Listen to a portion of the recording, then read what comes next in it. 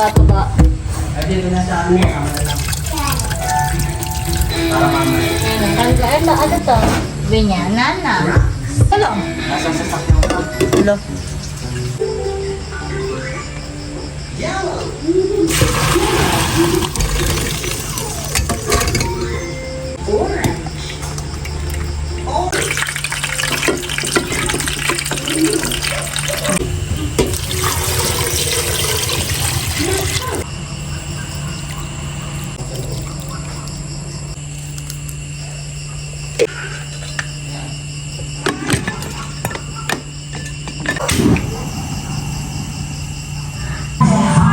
Mars! Mars daw eh.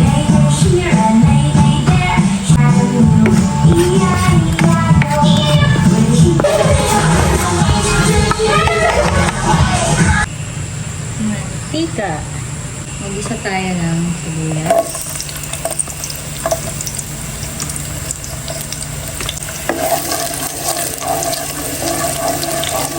Bawang.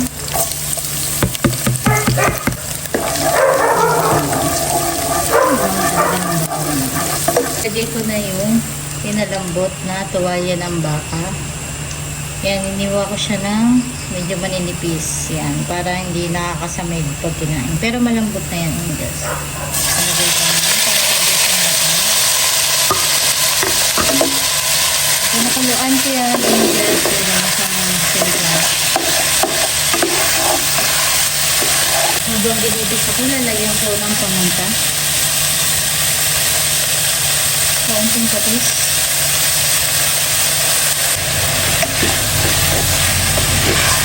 Hayaan natin ang sip-sip niya yung patis. Isang kutsarang alam ha.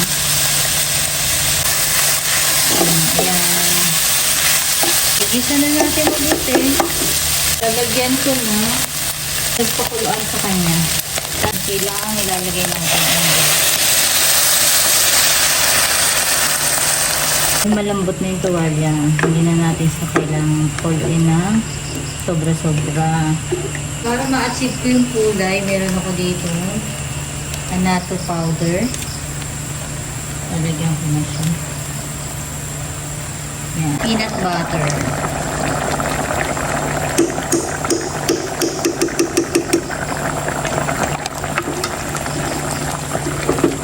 Lalagyan ko na yung mga gulay ko. Meron ako dito sitaw,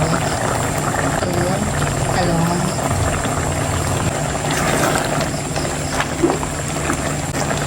isang kutsara ng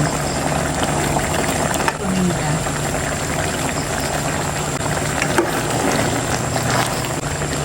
Tatakpan ko muna, Angels, and then lutuin ko siya sa medium heat na mga 2 minutes, 2 to 3 minutes. Para maluto yung mga gulay natin. So, habang pinapakuluan ko yung mga gulay, ito yung tinusta ko kanina na glutinous rice flour. Lalagyan ko na siya ng pinagpakuluan ng tuwalya natin. And then, tutunawin ko na. Ito yung magsisilbing slurry natin or pampalapot. So, yan. Tapos na yung 3 minutes. Ito na yung kare-kare natin. Diba? Titikman ko na. Nagdagang ko ng patis. Medyo maanghang. Patis.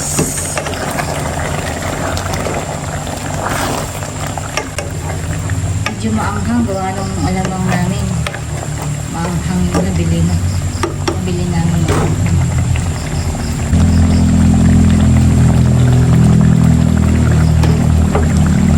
Ganyan. May lasa.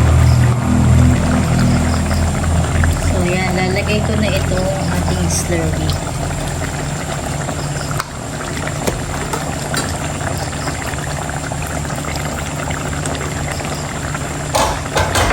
Tapos saluin na natin hanggang sa lumapot yung sarsa. Then, bago ko makalimutan, wala kasi akong nabiling pechay. So, ang ilalagay ko is Why not, diba? Why not chok na? So, yan ang tikman nyo. Kare-kare na may.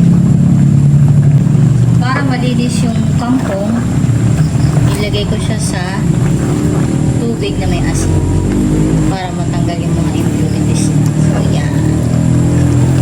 Mabilis lang maluto yan, Angels. Tatakpan ko na.